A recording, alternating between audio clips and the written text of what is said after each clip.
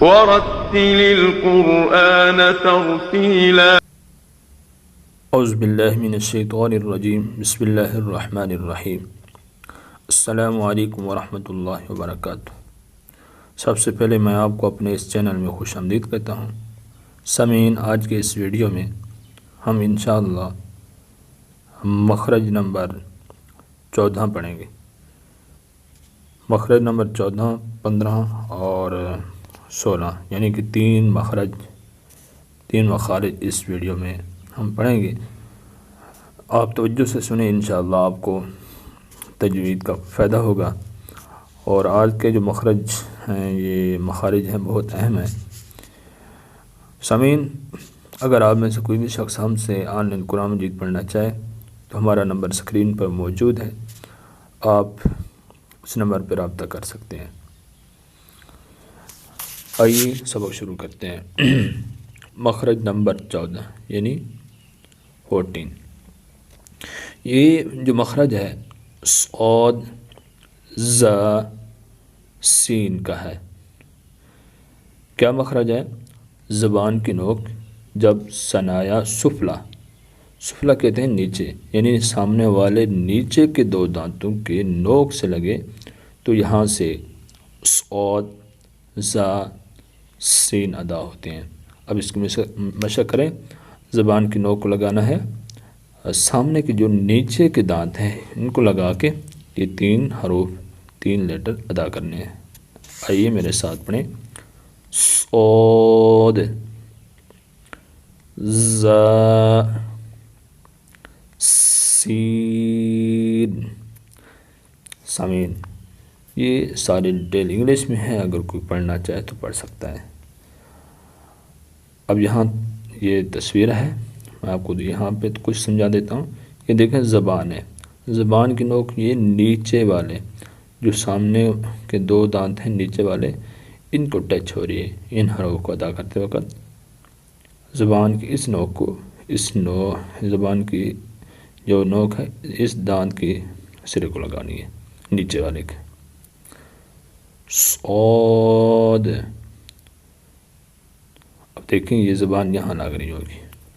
ز سین۔ سامعین، مخرج نمبر 15، یہ مخرج نمبر 15 جو ہے فا کا ہے، بہت آسان مخرج ہے۔ ثنایا علیا یعنی سامنے والے اوپر کے 2 دانتوں کا سرا نیچے والے ہونٹ کے اندرونی حصہ سے لگے تو اس سے فا ادا ہوتا ہے۔ کیسے؟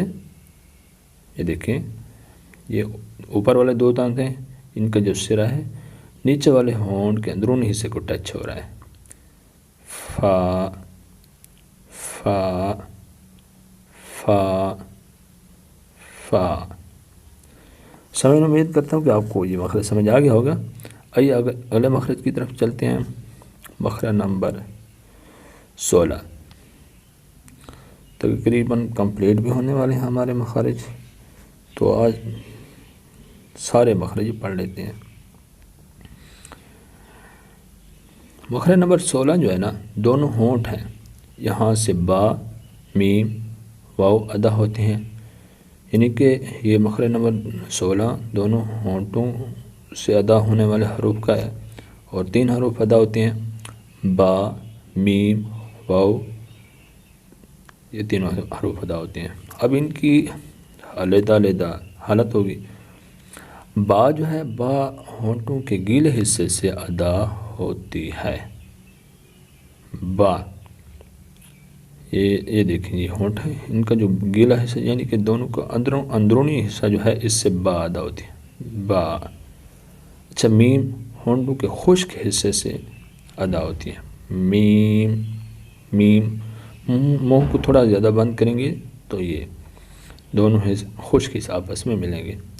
اور واو جو ہے ہونٹوں کو گول کرنے سے ادا ہوتی ہے۔ یہ دیکھیں، جس طرح یہ شکل ہے اس طرح کرنے سے واو ادا ہوتے ہیں، واو واو واو۔ ٹھیک ہو گیا؟ تو آئیے چلتے ہیں ہم اپنے آخری مخرج کی طرف۔ مخرج نمبر 17، یہ خیشوم کا ہے، یعنی ناک کا بانسا یا ناک کی جڑ، جس کو ہم غنہ بھی بولتے ہیں۔ یہاں سے غنہ ادا ہوتا ہے، یعنی حروف غنہ نون میم ادا ہوتے ہیں۔ حروف غنہ دو ہیں، میم نون اور میم۔ حروف غنہ دو ہیں، نون اور میم۔ یہ کہاں سے ادا ہوتے ہیں؟ ناک کا بانسا یا ناک کی جڑ۔